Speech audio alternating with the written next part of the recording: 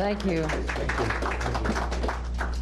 This is a privilege and an adventure, and I admit that I took up fly fishing late in life, and I've never been a good enough shot to qualify for Ron Ellis's marvelous history of woodcock shooting.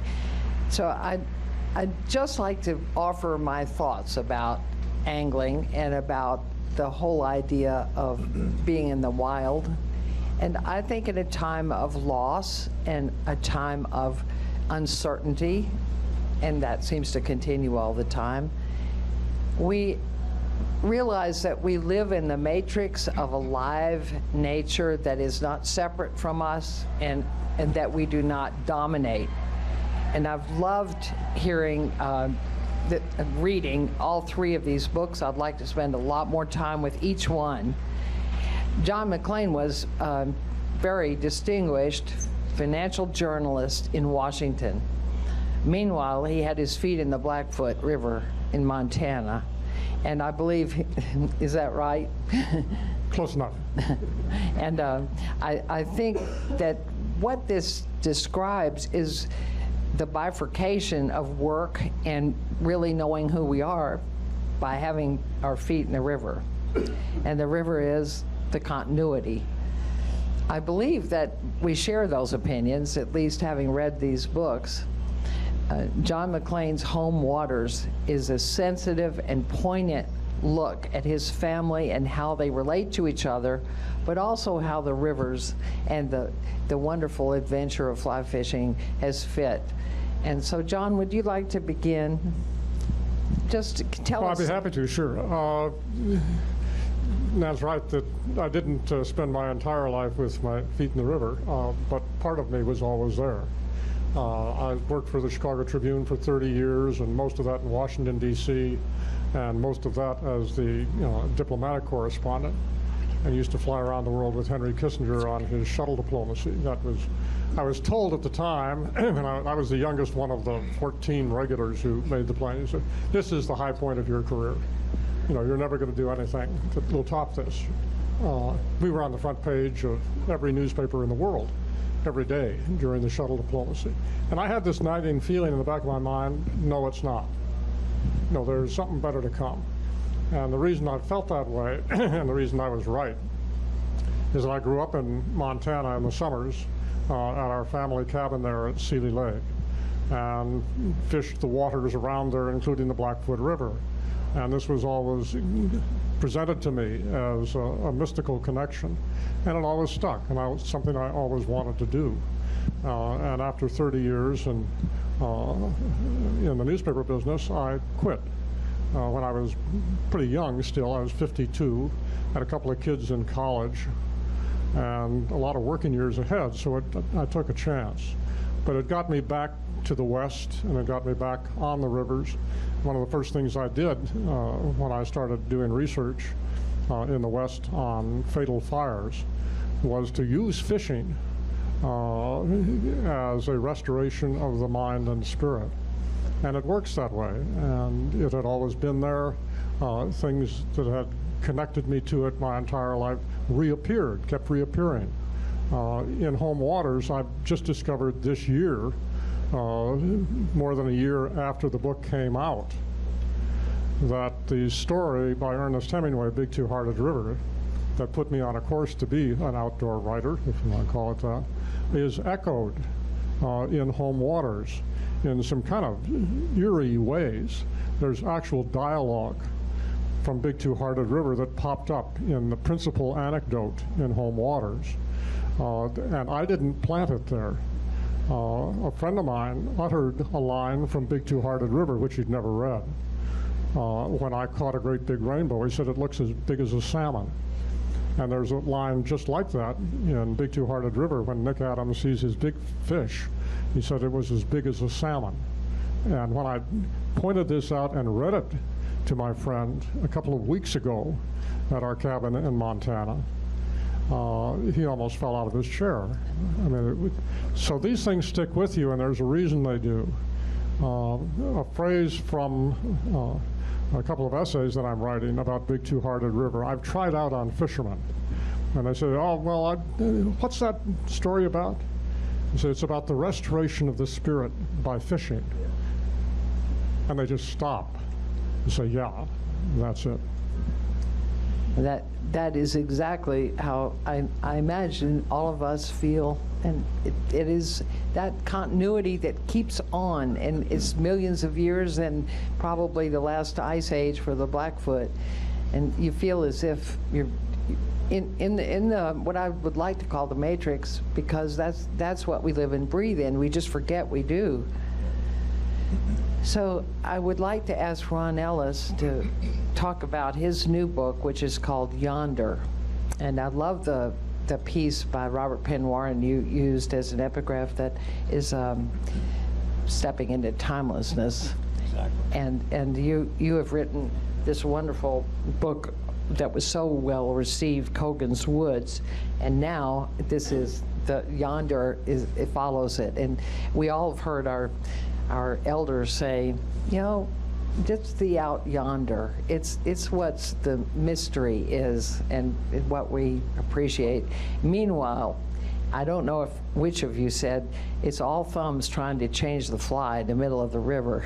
So why don't you go next? Yes, while I'm twiddling my thumbs here. No, not a problem. Glad to. Can you hear me? Yeah, the Yonder is a follow-up to Kogan's Woods, and Kogan's Woods, my first life before writing, I, like John, at 52 left my job as a university advancement officer at Northern Kentucky University. I'd written my first book, Kogan's Woods. I carried the germ of that story around for me in the first line of it forever, before I ever tried to write the book. But I grew up hunting with my father and traveling upriver from northern Kentucky into northeastern Kentucky into what we called the Big Woods, the place where our hearts were buried. And I believe that to be true. It's a very special place full of wonder and magic. So my dad was a guy who kept a diary all of his life, and from the 13 till he was 69 when he passed away. And he thought it was important to know the names of things in the woods, the trees, the flowers, the plants, and he would point to things and ask me to make a note of it, say not to speak, and at the end of a trail when we were drinking from our canteens, he would say, did you see that flower, that tree, or this? And he would tell me what it was, and he said it's important to know the names of things. Well, he was carrying around a secret wish to be an outdoor writer all of his life. I know this. And I found myself in school being attracted to the work of, I read The Bear by Faulkner. I also was not aware of this story, the Big Two-Hearted River. I'm trying to, this is a big landscape for me to talk about, but my dad gave me the interest to be a writer. I thought I might stay out of school and work as an outdoor writer. My dad pointed out to me it'd be better to keep the day job and continue to write. So I went into the military and I was assigned to West Berlin. In West Berlin, I went to German hunting school. Exams, oral exams, written exams, firearm proficiency required to even get a chance to buy a license. I fell in love with the woodcock. Migratory bird, the European woodcock is a good bit different than ours, but still the same beautiful creature that travels at night in north-south valleys by moonlight in mystery and wonder. So I carried around the idea of wanting to continue to write. Like John, my English professor, Marjorie Rouse, at NKU when I came back from the military, when I said, most of the stories we read take place in cities, but show me something. Well, she spun in her chair, pulled a Norton anthology out, stuck a bookmark in, and said, read this and come back. It was Big Two-Hearted River.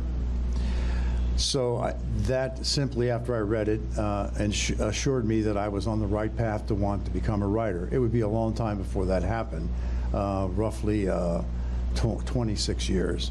But that's how Kogan's Woods came about, just from one line. And I'm going to tell you this because I was in education for so long and what a great teacher can do for you. Years later, she's retired, I'm retired, we're both on the Steely Library Board at the university. She never drove, never had a driver's license in her life, and I said, well, come go with me, so we did. Her last night to go to the meeting at the library board, she said, where have you been? I said, my wife and I were at the cabin in the mountains, and I went fly fishing and I caught my first trout. Like any good teacher, she taps my hand and says, you know what Hemingway tells us about how to treat trout? And I said, you know, I do know, but why don't you tell me what he says? And she leans over and says to me, he tells us that we wet our hands before we touch the trout so as not to damage the protective mucus. And I said, yes, and you know I know that because you know why I know that. So like a good teacher, and she smiled and tapped my hand and said, yes. So it came full circle. And the last thing she would always say to us in English class, before you could move out of the class, she would say, thus endeth the lesson. Well, that tap on my hand and that smile ended the lesson. We lost her about 6 months later. But that's how I came full circle, why I came to write, and she encouraged me to do it, and Cogan's Woods comes from that. Yonder is Essays 28 that builds upon my love of wild places, my father's great gift of wild places that he gave to me, and all the great teachers and the people I've hunted with. That's how I found myself here today with this new book. And thank you, and I'd like to come back to both of you, but I'd like to introduce William Hinkebein, who has really taken it on himself, along with Art Lander, to put together the history of the Kentucky reels made right in Frankfurt. And they are very important.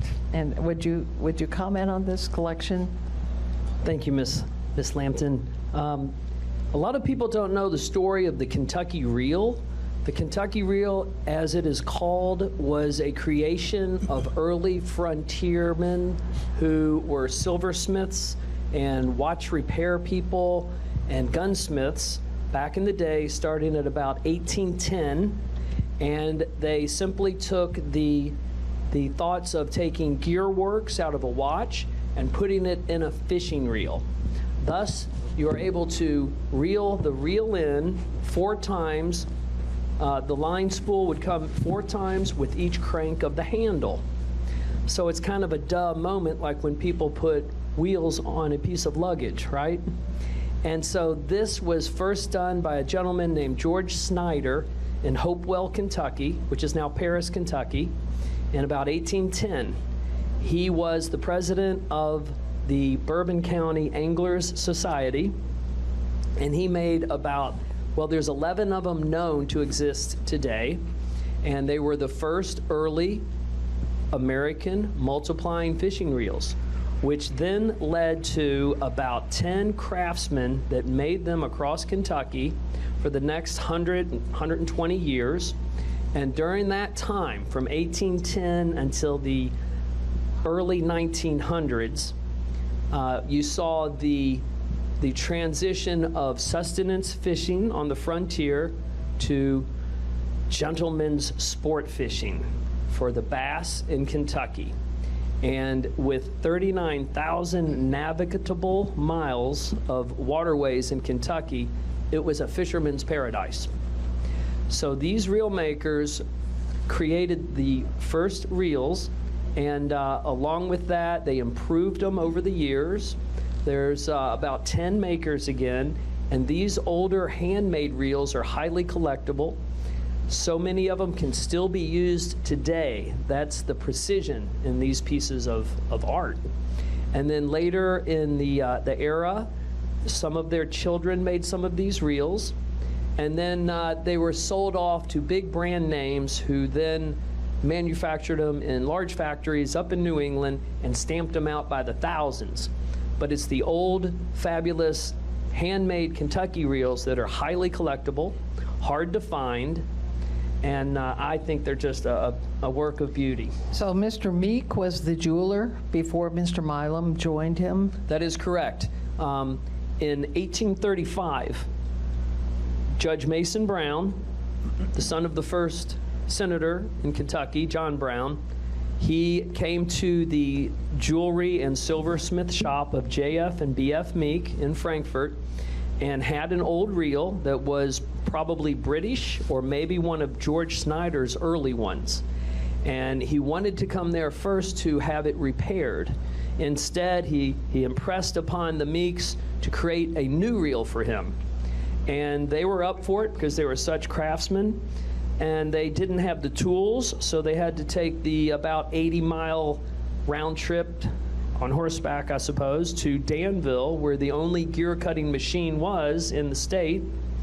And they went down there and they made the parts, and they came back to Frankfurt to their shop, and with their other tools, they finished it out, and they made this reel, and Mr. Brown was elated and told all of his friends, and then they all had to have one, and they began fishing with these Kentucky multiplying bait casting reels. And I've seen some of those in Tyler Thompson's collection, which is from early days. I thought I would inject Isaac Walton into the conversation. I saw him in the stained glass window above his chapel in Winchester Cathedral. And there he is sitting in a chair with a dog at his feet and his fly rod there, and he is sitting with a book. Now, I had no idea, I'm sure you do, but he was the biographer of John Donne and of Herbert. And so he was an academic man. He was living that second life that I think all of us do.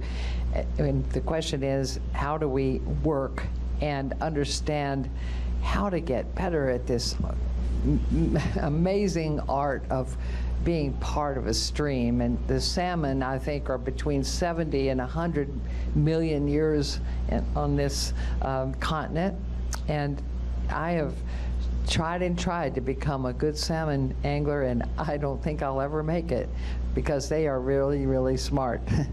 So would you like to talk about the way this book came about? Because I think it's very important. For instance, with Ron, my good friend Jeannie Thompson, who runs the Alabama Authors Forum, took an interest in what he was doing and promoted that. And then Guida Lavaldine, I believe, you used the Woodcock essay as a kind of lead-in. Wonderful writer. And so what about you, John?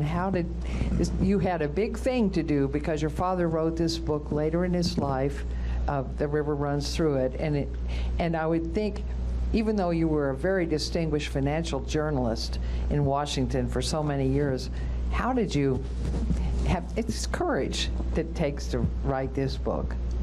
Well, I should have been scared to death, of course, about taking on a book that was inevitably going to be compared to A River Runs Through It. And I wasn't, because I'd already been through that once, both pleasant and very unpleasant experience with my first book, Fire on the Mountain. Fire on the Mountain was about a fire in west central Colorado that was very much like the Man Gulch Fire of 1949 that my dad wrote a book about that was published posthumously and that I had worked on, Young Men on Fire. And so I knew about the fire world, and I knew about Man Gulch. And this other fire came along in 1994. And for the first time, smoke jumpers again, first time since Man Gulch, smoke jumpers were killed on a fire from flames. And I knew that book was going to be compared to Young Men on Fire, and it was, and it has survived. And so have I. I've got the scars to prove it.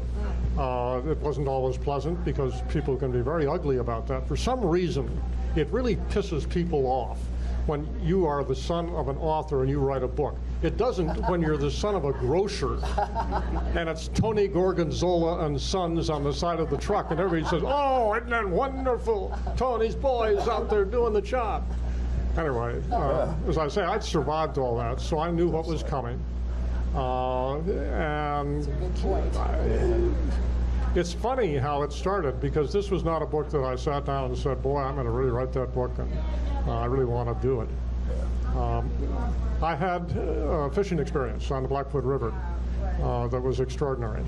I was fishing the one hole that is absolutely identifiable as a scene from A River Runs Through It, the Muchmore Hole.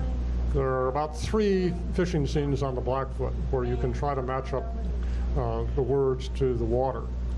And there's a group of buffs who try to do that, people who've actually moved to live by the Blackfoot their whole lives because they read the book. There are a lot of people, by the way, I hear that story several times a year. I read your dad's book when I was young and I moved out here. So the Muchmore Hole is the one that's real. And I know the guy who owns the ranch on the Muchmore Hole. In fact, I know the guy on the other side of the river too. And so I have permission to fish there. Everybody else has to take a boat and come down. I actually helped him get the ranch. He moved there from Chicago because he had read A River Runs Through It. It's another one of these stories. So we went down one day before the avalanche of boats, rubber boats started coming down. You have to time this, so you get there before they do. And I was taking a couple of practice casts, sort of, at the head of the hole, and socked into the biggest rainbow trout I'd ever seen on the Blackfoot River, ever seen, and had an epic battle with them. My friend was there and got one of those two-handled nets and couldn't get him in the net because the fish was too big. He really was like a salmon. I have photographs of this, and it's been had independent people go and measure it, and it was somewhere between 27 and 28 inches, which for a rainbow trout is really enormous. It's not, cutthroat get up there because they're fatter, and so do browns, but rainbow don't get that big very often. So then I went and sat on a log for a while and thought about it. And I said, this is a big moment in my life, and to let it settle. A few days later, my friend said, would you write that story for my anglers group in Chicago? They let me fish on the hole. I said, sure. Some friends of mine read that story and said, gee, that's a good Montana story. Why don't you write that for Big Sky magazine? They'll pay you. I said, oh, no, I'll do that. And I did. 2 years later, an editor from New York was taking a vacation in Livingston, Montana, picked up an old tattered copy of Big Sky magazine. There was the story, and he called me up and he said, would you like to do a book on this, a memoir? I said, well, actually, I don't think I would, for the reasons I just described. I mean, I've been through this once. But the more I thought about it, I thought, you know, I've got a lot of stuff. People say, how long does it take you to write a book? I said, my fire books take about 5 years. And I have been writing this book, it turned out, all my life. There are parts of it that were written 40 years ago. What happened was when my dad got old, he couldn't answer the call when he got invitations every time, so I did, and I would go in his place and give talks. And people would want to know what was it like to fish with Norman Maclean. So I would write pieces, and then next time, I didn't want to just repeat myself, might even pick a different character. And it turned out, quite an inventory of stuff that was already written. And if you've written a book, as we all have up here, you know what it happens when you're writing along. You've done about 2, 3 chapters, they're all new material, and you hit a chapter where it's been drafted out for 20 years. I mean, you've got the thing there, all you have to do is kind of rewrite it, and it's such a relief. And I had that happen several times in the course of this book. So that's how it got done. And still I faced the prospect of it's going to come out and be compared to A River Runs Through It. And it has been, and it has stood up to it. And I haven't had an ugly experience. One, I guess. One guy on Amazon started to get ugly, and I battled him for 6 months. He'd written a negative review. Fine, you know, critical reviews, I bring them on, as long as it's intelligent. And this thing accused me of being an anti-Semite because I was raised on the south side of Chicago. So I appealed to Amazon. I said, this is hate speech. He happened to be from the north side of Chicago. I know Chicago pretty well. I was a police reporter there for a long time. You want to look for anti-Semites? Go look on the north side. And so I went to war with him. And my editor told me, he said, you will never win this. You will never win it. Because you can't get rid of these things. They are, you know, free speech, kind of Elon Musk on this. And I won it. That was taken down and thrown out. And by then I had a file on this guy. I knew who he was, and he was just a jerk. He was from the north side of Chicago. He was retired. He had written some other reviews that were this kind of lackadaisical, throw out a bunch of opinions. But that was as bad as it got, and that isn't bad. Trust me. So it's been a joyful experience to do this. For one thing, it has promoted all kinds of stuff that I didn't know was going to happen. A lot of projects have come out of this. The Library of Congress picked it up and did a project over the last year with 10 museums and schools and institutions in Montana, using home waters as a way to teach a sense of place and to establish a sense of place. And the projects have been wonderful, all the way from a school class in Ovando, Montana, which is on the Blackfoot, going out and discovering their own history and their own connection to the river, which they hadn't known much about, to a project that is still ongoing. I got calls about it a week ago, where the road to the Buffalo, used by indigenous peoples for thousands of years, that parallels the Blackfoot River, has been, there's a whole chapter about it in Home Waters. And I know it's too long for the general reader, and I knew that. People were saying, well, you should throw it out. You don't need that. I said, no, this is good. And it's going to, we found parts of the road, right, that people are not generally familiar with. And on Friday, a friend of mine took a professional archaeologist out and a bunch of other people to a site that is talked about in the book, where there are 2 big rock cairns on the road to the Buffalo that Meriwether Lewis and a small party passed by in 1806 on the return journey back to St. Louis. And the archaeologist, we didn't know what you don't really know what they are. Could have been indigenous peoples' markers, could have been Farmer Jones making a rock pile. But if you walk right between them, you are pointed right toward an aspen grove that Lewis describes in his journals as a place that they had lunch, essentially. We dined there. So it could have been that, could have been anything. The archaeologist looked at it and said, these are ancient markers.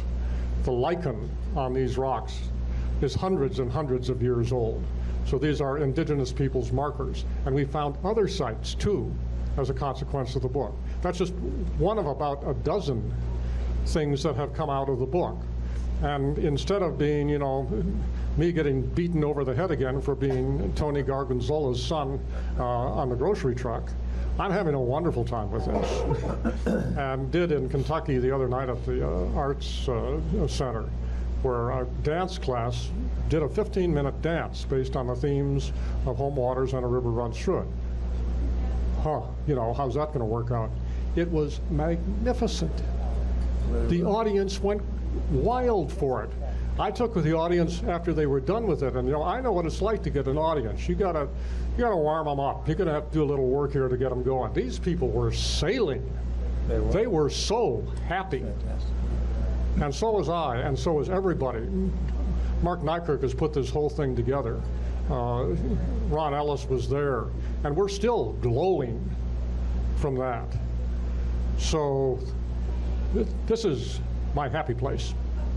This is a wonderful testimony. Thank you. I want to talk about the teachers just for a moment. Sina Naslin wrote Ahab's Wife. She started the MFA in writing in Louisville at Spalding. And she brought her old friend, Charles Gaines, who is a writer, and he often wrote about angling. He's a very good person, and he came, but the trouble was they needed a place to stay, and they had dogs, and they were coming back from Nova Scotia. So she said, I have just a place for you, Nana's Farm. So that's how we met. And I just turned 60. He said, you have to come up. I'm going to teach you how to fish. And that was the beginning of a rather short career compared to yours, but I didn't have a father who fished, and you did. And then I want to tell another story about Pat Ryan, who was assigned to Sports Illustrated to bring writers into Sports Illustrated. She was from Ireland. I knew all her family. She later married Ray Cave, who was head of Time magazine. And she got together Jim Harrison, Rick Bass, Tom McGuane, Charles Gaines, 15 writers.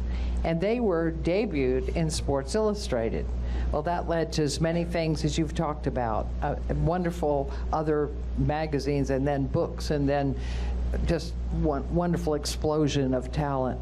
And so it takes that beginning, it takes that belief to get people started, and I'm very grateful to them. And do you have any comment on that, Ron? Because you've had, well, you had Jeannie Thompson to spring you forward, and she was a friend of Charles Gaines. And Charles Gaines wrote a blurb, as you'll see in the book of Woods and Waters. That's so nice to do that. I got to keep my mic on. I forget about these things. Yes, I did. And we'll just jump into it real quick. When I came home from the military in 1971, it was late July. By mid-August, I was hunting on the road, the River Road. The first chapter of Cogan's Woods is called Upriver. And so I'm on that road with my dad at 3, 4 o'clock in the morning, middle of August. And I'm looking and I'm thinking, okay, what is it about this that has always been so consistent? Well, you're along the river, the Ohio, going up into northeastern Kentucky to Cogan's Woods. And I'm looking and I'm thinking, it's the fog. So I started thinking, if I were going to write this story, what would I do? And so I wrote this first line in my head riding along, and when I got there to the woods, I actually wrote it down, and it became the third story, the third sentence of Cogan's Woods, not the first. But the line was, it was always in August, and at the edge of dawn, the fog drifted up from the low places beside the road. That was all I had, that sentence, but it seemed to me it was a true sentence. As Hemingway often talks about, write the true sense, and then things begin to work from that. Well, it certainly worked for me. So then it put me on the road to wanting to write. And then I've run into Mrs. Rouse, and she does this for me to teach me about Hemingway's story. Then I commit to the idea of writing. I'm writing quietly for years, showing it to no one, working as an advancement officer, writing miles of public relations copy and news releases. So then I finally decide I'm going to make the commitment. My wife, like so many good things in my life, my wife insisted, you need to send this material in and try and study with your hero, which is Rick Bass, who loved Jim Harris and Tom McGuane, all of the Montana school. His father, Norman Maclean, we all loved. So I submit my material to go to the University of Montana to work with Rick Bass to be selected, hopefully, as one of them. So I'm picked as one of 14 writers to go there. Rick falls in love with the idea of the Cogan's Woods and says, I want to stay connected to this story. Another great teacher reaches out, says to me, you're serious about this, you're working hard, I want to stay connected. In the end, he ends up writing the foreword for the first edition from a Pruitt publication book. That leads to me meeting Steve Wren, who reaches out to me when he's the director of the University Press of Kentucky, saying, do you think there's an anthology of nature, outdoor writing? I said, sure. And he said, you think you could put something together? And I said, yeah, I'd really like to. And I said, how long do I have? And he said, oh, I don't know. How long do you think it'd take? I said, I could do it in a month, I think. So because I read widely, and I did and still do, I thought, okay, I know I would go poetry, fiction, nonfiction. I would go for Sawyer art. I would go for Harlan Hubbard. I immediately do that. I'd go for Rick Hill at Fish and Wildlife, one of the great artists. So I began to put all this together, and I thought, okay, it's from Audubon and Boone all the way to Penn Warren and Barry and Kingsolver, and that's how we did it. Well, I run into more editors, more people who teach me how to be a writer and editor. In between this book, there's anthologies I've contributed to, other things, but then this book, my father, I say in here, you'll read it, he had a painter's eye for light. And he used to teach me that as we would go along, see how the light falls through the trees and lights the way through. Well, the woods were my cathedral. I fished, yes, but I hunted more as a grouse hunter, woodcock. But that's where I began to learn to pay attention to the details that seemed to make me happy. And I realized this is where I'm happiest. This is my cathedral. This is where I wish to be and what I'd like to do. So I began to look, as they say, between the lines and try and find a new way to say things that had already been said before. And that's what I do. I try and look for that light, find a way to write a story that you might enjoy reading and I would be proud to have published. That's been pretty much my So I want to add to that. When I first met Wendell Berry, I had taken my foxhound to a Port Royal, a competition for foxhounds, and turned out they didn't really want a woman much, and so my hound was taken, and he was right behind a red fox when he was taken. I never saw him again, so I wrote Mr. Berry a letter and said, I've lost my hound. I wonder who I should ask about finding him, Renter. And he wrote back a letter, said, I know who took him, but I can't get into it. And so that's how we met. And we went to a square dance later on with Tanya. So I have a great respect for him. He has a doomsday view of our nature and of our atmosphere, and I respect everything he does, and he's a prophet. But I wonder how you all feel about the decline and the passing of the indigenous land where people lived and hunted for so many eons, the Mi'kmaq in Canada for 13,000 years. So maybe you have a thought on that. Well, I do know about when the early settlers came through Cumberland Gap and came into Kentucky. It was certainly all about the indigenous societies in the land there that hunted and fished and had their living camps, that they would move according to the season with the weather. And this was untouched land. And some of the earlier writings that I've read about described the millions of acres of wetlands and meadows and the game that were just extremely abundant. And certainly over the years, it has dwindled, as has the population grown and become what it is today. Certainly we need to and have to and should preserve and restore and preserve these lands and these waterways and wildlife areas for our future, or it would all be lost. Would all be lost. What do you think, John? Oh, well, yeah, it's the reason I wrote that chapter, one of the reasons on the road to the Buffalo, is that when Meriwether Lewis went through there, it was a historic event, and it has never been well recorded. On the return journey from the West Coast, the Lewis and Clark party stopped at Travelers Rest in the Bitterroot Valley, as they had stopped on the way out. That site has been found for certain in the 21st century, and it's a wonderful detective story. And if you're around Missoula, Montana anytime, I highly recommend that you go to Travelers Rest and discover this mystery, how the mystery was solved. At Travelers Rest, they made a decision that has long been criticized as a very bad military decision. They split their forces. What they were trying to do was fulfill their promise to President Jefferson to check out and see if there really was a land Northwest Passage, an easy one, where they could just hop over the mountains and go from one big drainage to another without any trouble. Lewis went north with about 9 men, and he crossed the Clark Fork River above Missoula and camped for the night on the 4th of July. He was being guided by Nez Perce Indians. They wouldn't go any farther with him on the road to the Buffalo, they said, because it got them into Blackfoot Indian country, and they didn't want to get into a fight. But they told him, "You'll have no trouble finding the road." It had been used for probably thousands of years, initially with dog travois, and then after 1650, 1750, when horses came in a little wider, but it was well marked.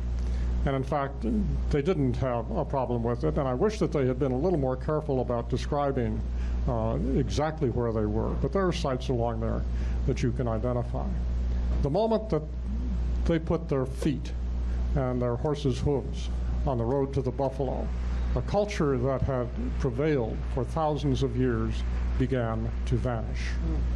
And it continues to vanish today. What happened was that the road to the Buffalo was essentially an interstate highway that was connected to tens, if not hundreds, of subsidiary trails that came down to it from the north and up from the south. And tribes would use it usually twice a year to go out and across the Continental Divide to the buffalo grounds and to kill the buffalo that they needed to survive. The buffalo, of course, got down to near extinction. There are numerous people who had ancestors claiming that they were the ones who saved the buffalo. that they put half a dozen buffalo calves in the back of the buckboard and had them secretly held on their ranch at a time when the U.S. Army was trying to exterminate them in order to exterminate the Indians. And the hunters were out there exterminating them for their purposes. The buffalo are making a comeback, and it's a very interesting protein story. Yeah, we got a biologist in our midst. Buffalo meat is far more protein efficient, both in production and in using it in your body, than beef. And my guess is that in 50 years, when I'm not around to take consequences for my projection, that the buffalo are going to be a real industry, because the beef are a very damaging industry.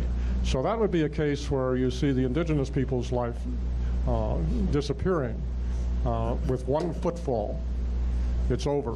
Here they come. Here come the Europeans. And part of that culture, the buffalo, on the horizon of a very hopeful comeback. And I take my projection from having gone fishing with a guy who started a bunch of companies and became rich. Pete's Coffee is his latest. He builds these companies up and then sells them. And he was part of a fishing team at a fancy event on the Snake River in Wyoming, and I got invited for that. And spent the day with him on the boat. We're talking about what he does. And his big project now is buffalo. And he's got buffalo ranches, and he keeps buying more ranches. There's a problem with them because of brucellosis, I won't go into, but they can carry a disease. They'll solve that one. But that is one among many things where we can bring back part of indigenous culture and profit from it. I could go on much longer on the spiritual side, but that would probably be for another time. Well, just to add to the buffalo story, I have Steve Wilson's buffalo next to me, and it's about a 1,000-acre farm, but they got loose, and I got a call, can my buffalo come into your cattle fields? Oh, sure. And I didn't have a big enough fence, of course, but I did have enough pasture to lure them, and so they stayed there a month before we got a portable place to put them and get them out. But I think they're thriving, buffalo next to me. So, hey, Ron, go ahead with your thought about our nature and what we're doing to it. I'm totally in love with, I love trees and plants. I love trees, plants, and birds. I'm sorry. But I'm reminded of Rick Bass. I mean, this is a paraphrase, but if you find yourself as a writer, you're observing something that's on fire, do you get a bucket of water and put it out? Or do you write a story and a poem about it? Of course, I think you do both.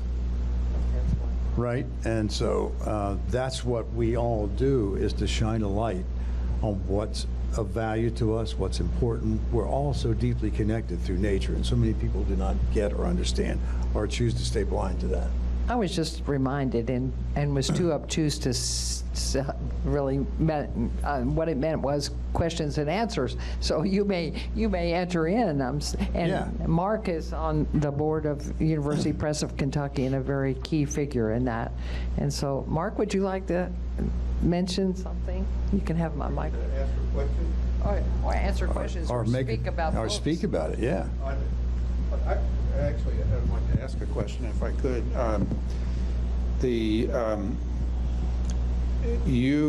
Your book mentions the Elkhorn Creek, and Ron and I are lovers of the Elkhorn Creek, and we got a chance to drive by it. And John, you're involved in some restoration and river protection in Montana. I wonder if you don't mind being an advisor to Kentucky for a minute. How can we save our rivers? What have you learned that we might apply here? Well, we learned a lot about that. One of the things that has been the follow-on story from Home Waters is that I am involved in a lot of conservation efforts, but I was even before that, especially after the movie The River Runs Through It came out. There was an enormous amount of interest in restoring the Blackfoot River and an enormous amount of money. came pouring into the state through Trout Unlimited and was directed to the Blackfoot River.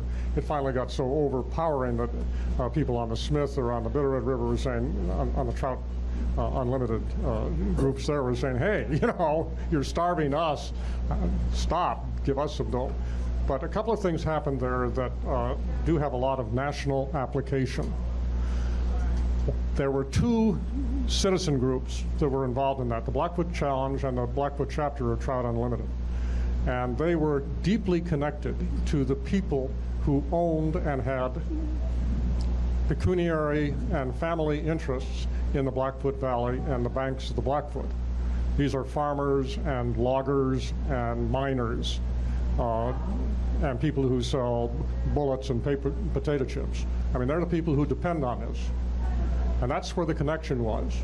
And the government agencies that were involved in this, including U.S. Fish and Wildlife and others, state agencies, said, if we try to do something for the Blackfoot, which had a lot of publicity, we're going to have to file environmental impact statements, we're going to have to go through an administrative process, and it's going to be an agony. Why don't we just give the money to these people? And they did. And so the money got instant use in local projects that were vetted by local people. And a true anecdote is this. A lot of it was tributary restoration. In order to do that, you take something that's been basically a ditch, and the fish can't use it, and you meander it and put woody structure and boulders and other stuff in it so that you create a fish-friendly environment, and the fish can spawn in there and then send their progeny down to the Blackfoot River. Fine. But you do this on private land. So they would go to people and say, hi, Joe, you know, we've been neighbors for 25 years. Here's what we want to do. We want to come on your land and do some tributary restoration. And you finally talk them into it. And so this old rancher, hands in his pockets, cowboy boots, hat pulled down, watched this. And they got to a point where they needed some big timbers to put in as a dam to make the river turn. And they had to be big and heavy so that they wouldn't wear away in a couple of years and the whole thing would collapse into mud and goo. And he's looking at that. He says, I got a couple of those in my barn. That's the kind of thing that happened over and over again. He went and got the timbers, he helped do it, he became part of the process, and it worked. The Blackfoot River was in such bad shape at the time of the movie that the Montana State Wildlife Agency didn't bother doing a fish count. And there's still fish there, but it wasn't good fishing. And today it's remarkable fishing. It is better fishing than when I was a kid. And the flip side of that is that there are zillions of fishermen. Everybody has to go fish the Blackfoot. And I've had people tell me this anecdote. There's a popular put-in place called the Harry Morgan put-in. And at times you can go there and see as many as 70 to 100 rigs. That doesn't count the ones that have dropped the boat and left. No river can stand that kind of pressure. And the kind of experience that is talked about in home waters and a river runs through it is not possible if you have 6 boats in front of you and 3 ahead of you. So you either have to do what I do, which is I have a mental spreadsheet on when these boats are not going to be at a certain point because it's too early, and when they're not going to be there because it's too late and they have to be gone if they want to make the next connection. And at other times, I just do what everybody else does and go down for the whole day. I was there from September 15th to October 15th and did a lot of fishing, did a lot of boating, went down the Blackfoot a lot, and frankly, it was great. We had a good time. Didn't see many other boats. It's late September, early October. I've pushed my time in Montana ahead by a month. I used to figure after Labor Day, the bell went off and everybody went home and you have the place pretty much yourself. Not anymore. Also, climate change has changed this, so that the kind of weather, the cool weather that I expected to come in September doesn't come now until October. So that's kind of a long-winded answer. That's a good answer. I think we have a few more minutes. I serve on the Atlantic Salmon Federation for U.S. and Canada, and a lot of the work is not just passing over the ocean in the new strata that has more predation because the Gulf Stream is more less saline than it should be. It's more fresh water because of the melting of the glaciers, and it's changed a lot of the passageways for the salmon. But a lot of the work in Canada, up in the Bonaventure and down to the Miramichi and in the Marguerite, all these wonderful rivers, is just what you're saying. They have local organizations of neighbors. Absolutely. It's go local, and don't despise the local. I mean, they may vote for Trump and carry a gun. But you try talking to them, and they may come across as a really decent person that, you know, you like being around. It happens to me a lot. There's a guy who runs a store in Ovando, this little town, and he's packing all the time, and you deal with him, and it's a pleasure. Ron, do you have guy. a thought? I just, I'm reminded of Rick Bass everywhere we go to read and write, and he's living in, I gotta do this again, I'm sorry. Where he goes to read from his books for years, still does it, I think. He lives up in northwestern Montana in a valley called the Yak Valley, Y-A-A-K. And he was trying to protect what was left of that valley. I mean, passageways for megafauna, grizzly populations, you know, the last of the few wild grizzlies. And he used to pass out cards all the time and say things from the lectern. Again, put out the fire or write a poem or something. He would say, pass out, and that card would say, don't hack the yak. Because they were clear cutting it to death in these massive big cuts. And he would tell you, just write your congressman and your senator's name on the back and mail it. Don't hack the yak. And then it had Montana on it. So yeah, I think environmental activism is important, and you need to let people know how you feel about protecting nature, protecting the quality of our water, our air, all those things. And it takes all of us together with the right mindset and the right spirit to get it done. And we need to do it for the kids. What is it? I think Peter Matheson one time said, the Native Americans think 7 generations ahead. That's it. The Lakota Sioux. Right? Yeah, so I we need want do to, before we're ousted, I would like to say a couple of things. One is, thank you very much, audience, for listening to these diverse thoughts. And the one conclusion I have is I'd like to spend a lot more time in the rivers and the woods with you all. So I hope that happens. Yeah, And I I would thank like you that so too. much. And I really thank you for coming with Kentucky Fish and Wildlife. Yeah. So. And Nana, thank you for all you do. And you're quite a good writer yourself. Oh, thank you. But thank you for all you do. Thanks a lot, you all.